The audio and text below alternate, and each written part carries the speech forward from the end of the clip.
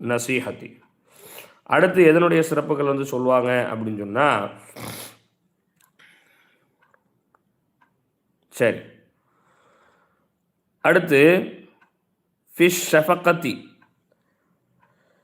ஷஃபகத்தி அப்படின்னு சொன்னால் கருணைப்படுவது.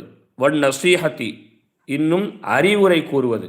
ஒரு நபரின் மீது கருணைப்பட்டு அவருக்கு அறிவுரை கூறுவதனுடைய சிறப்பு என்ன?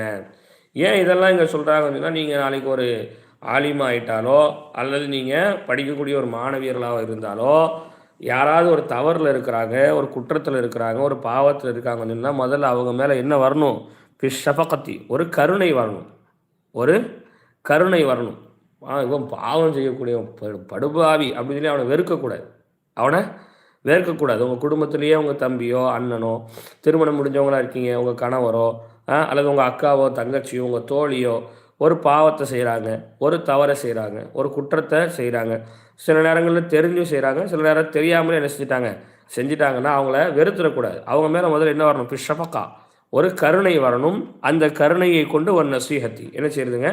அவங்களுக்கு உபதேசம் செஞ்சு அவங்கள நல்வழியில் கொண்டு வருவதனுடைய சிறப்பு என்ன அப்படிங்கிறத சொல்லுவாங்க.